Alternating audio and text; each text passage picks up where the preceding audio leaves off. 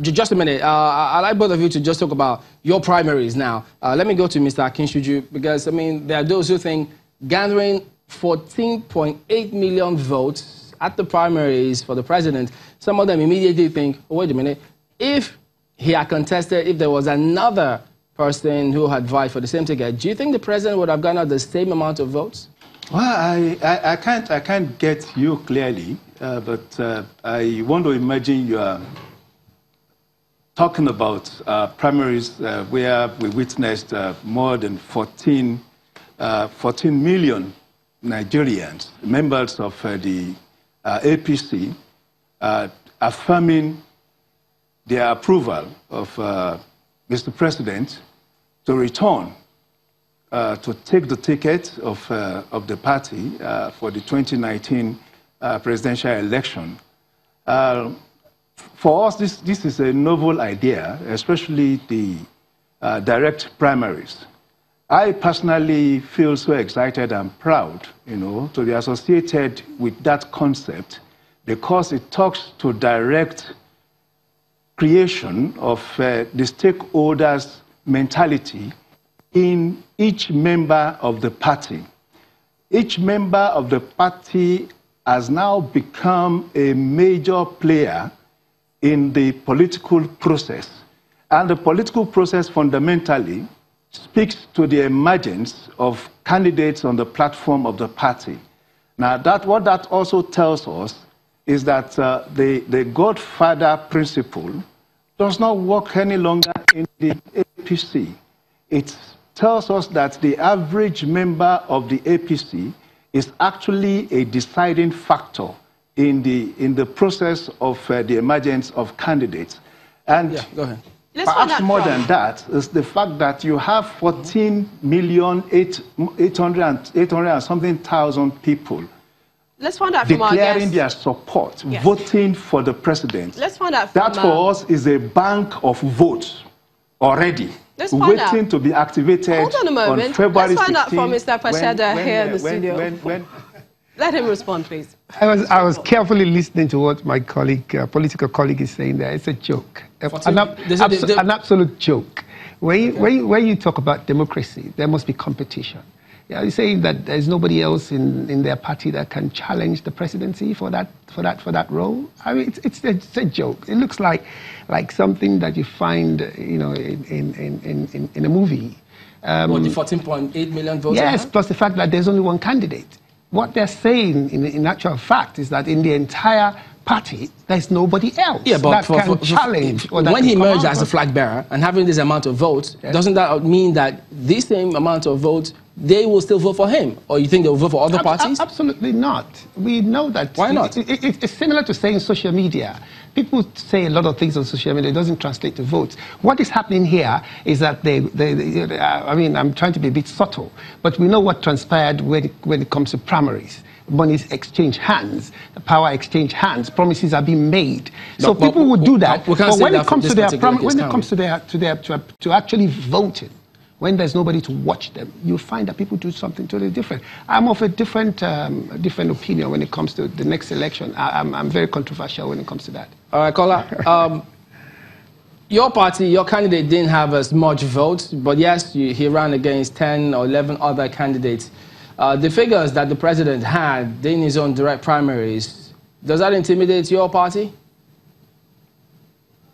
Well, Chamberlain, let me begin by telling you that the number of votes declared by APC for its presidential candidate at its primary in Abuja was a fabrication. There was nothing to show on the ground that 14 million people gathered in Abuja to elect President Muhammadu Buhari. Having said that, Nigerian just said now that Godfatherism is dead in APC. It's absolutely incorrect. If he said Godfatherism is dead in APC, how come that a Lagos State governor was not allowed to return by Asiwaju Bola Tinubu? All right, Kola, just a minute. We need to go to break now, but we'll come back and hopefully let both of you respond. Pardon me, but this had all the trappings of a movie set. The only snag, though, is that the events were happening right at the nation's symbol of legislative duties. Legislators, journalists and even National Assembly workers arrived at the National Assembly complex on the 7th of August for a typical day at the Assembly, or so they thought, as the day's events turned out to be far from the usual.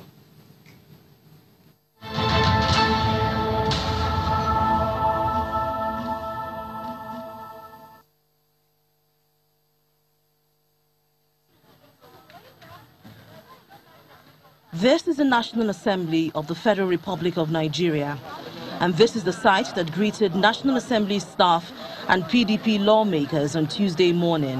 Armed officials of the Department of State Services barricaded the gate of a National Assembly complex, preventing PDP legislators, workers and journalists from gaining access into the assembly.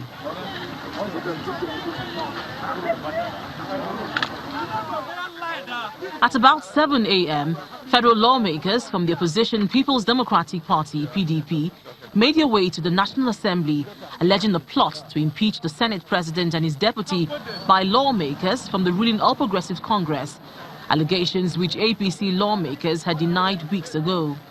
Interestingly, no APC senator is present here. These legislators are from the PDP, and they insist that they must be allowed to enter into the National Assembly. Shut them! This is not about APC, this is not about PDP. This is Nigeria versus Muhammadu Buhari. An hour later, the lawmakers are allowed into Parliament. However, there is still no sign of any APC senator around. Not long after, a member of the House of Representatives from the APC arrives. 30 minutes later, he comes out and speaks to journalists. Listen to me. Listen, do you see any APC member apart from me here standing with you? Where are they? Because they only communicated to PDP members. That's why they are here. We were not told. I wasn't told. So those are the questions that should be posed to them. Activists are at the gate singing protest songs, condemning the barricade of a National Assembly by officials of the Department of State Security Services.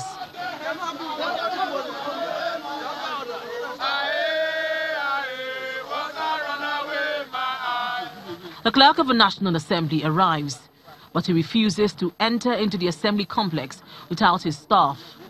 Where staffs are here and they cannot go in. Even if I'm asked to go in, am I going to walk alone in the office there? No, sir. A few moments later, the Deputy Speaker of the House of Representatives arrives and makes his way into the complex. We are supposed to meet here today, the leadership of the National Assembly. The meeting was called by the Senate President to come and meet here by 12 o'clock today, and that was why I drove in. Nearly 7 hours later, the DSS officials leave, ending the barricade of a National Assembly. Suddenly, the Senate President emerges.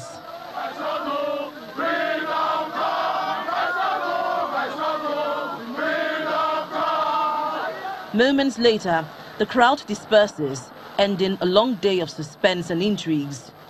No word yet from APC legislators on if indeed there was an alleged impeachment plot against the Senate President and his deputy. Linda Akibe, Channels Television News.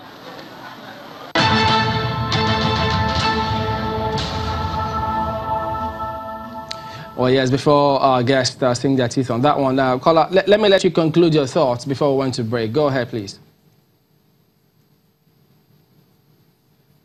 Lee Akinseju wants Nigerians to believe him that godfatherism is dead in the APC. How come Akinwumi Ambode was stopped from doing a second term? That in itself is godfatherism. The emergence of President Muhammadu Buhari in itself is a product of godfatherism because there was no contest. Those who would have sought to vie for the position of the presidential candidate in the party were chased out indirectly from contesting. So you cannot say that godfatherism is dead. So for us in the People's Democratic Party, we are not bothered by the fabricated figure of 14 million votes at Eagle Square. Who will buy that? And as a matter of fact, let us have a reminder. In 2014-2015, there were booklets of votes that were taken around. Did they translate to real votes on the election day? They will not translate to real votes on the election day because they are fabrications. So as far as the People's Democratic Party is concerned, We are rallying Nigerians, and Nigerians are rallying with us.